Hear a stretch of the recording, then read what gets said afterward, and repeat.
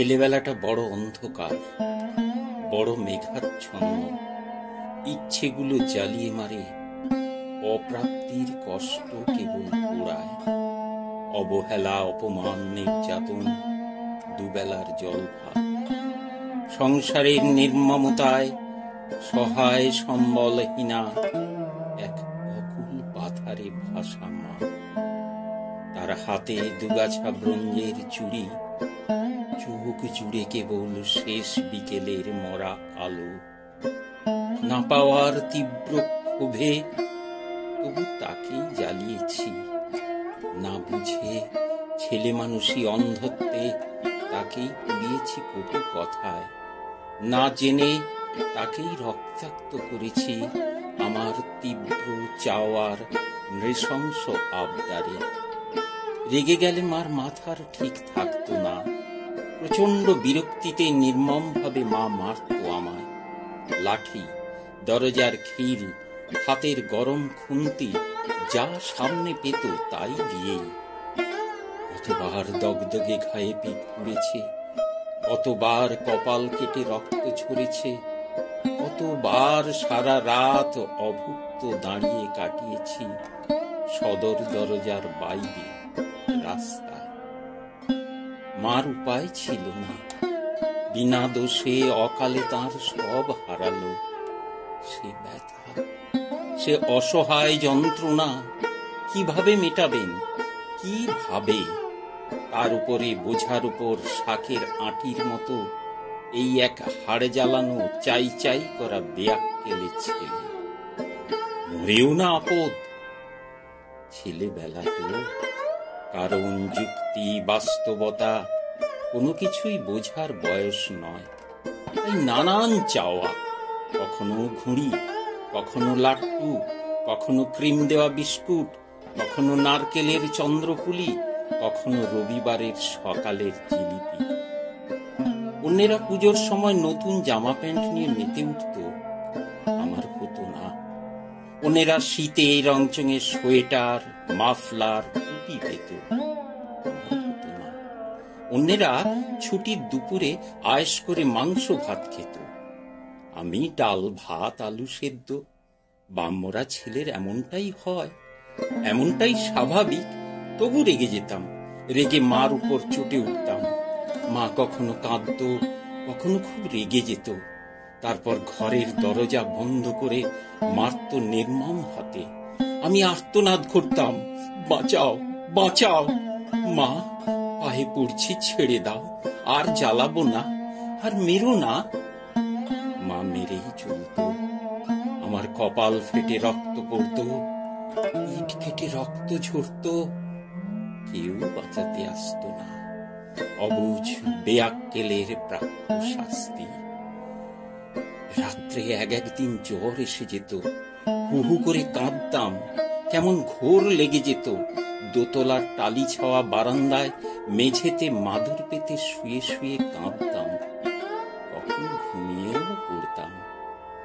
মা সব কাজ সেরে, সব লাঞ্ছনা গঞ্জনার দিন যাপন সেরে মাঝ রাতে এসে বসতো আমার পাশে। মাথায় হাত রাখত, রেখেই আমার শরীর ভরা ক্ষত বিক্ষত আঘাত আর রক্ত জমাট কালশিটের দিকে তাকিয়ে হাউ হাউ করে কেঁদে ফেলতো। আমার ঘুম ভেঙে যেত, আমি উঠে পড়তাম, মাকে জড়িয়ে ধরে বলতাম, আর কোনো এমন করবো না মা, আর। বলে আমিও কাঁদতাম। এক নির্মম সংসারের বোঝা টানতে টানতে মা আমার অকালে শুকিয়ে গেল। নষ্ট হয়ে গেল তার শরীর, ধ্বংস হয়ে গেল তার শক্তি।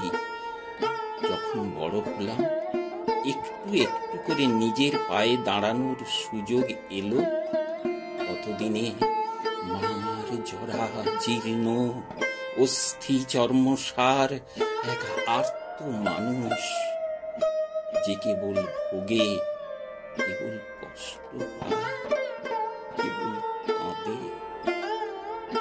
বড় হলাম, অদ্ভুত দেশ, অদ্ভুত পৃথিবী। তাই আমারও জুটল বেঁচে বর্তে থাকার চলনসই সুযোগ। কবিতার নাম করে হাবিজাবি লিখলাম, এমন হতভাগ্য দেশ, সেসব লেখাও বিক্রি হলো। নামটাম হলো একটু আধটু, জীবনের রং বদলে গেল। মা কিন্তু একই রয়ে গেল, মুখে হাসি আর ফিরল না, চেহারার দীপ্তি আর ঘুরে দাঁড়ালো না, চোখের ক্লান্তি আর মুছল না। দুমড়ে মুচড়ে যাওয়া সংসারের একটা বাড়তি বোঝা হয়ে, আমার বউ মেয়ের বিরক্তির কারণ হয়ে, মা থেকে গেল নানান অশান্তির উৎস হয়ে।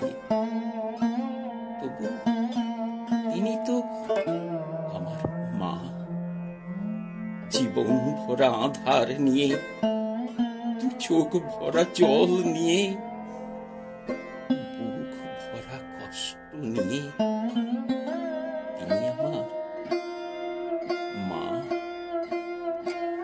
এখনো কোনো কোনো দিন বেশি রাতে বাড়ি ফিরলে বউ যখন বিরক্ত হয়, মেয়ে যখন রাগ দেখায়, মা এসে বসে পাশে, হাত রাখে মাথায়, জিজ্ঞেস করে, সারা দিনে খেয়েছিস কিছু?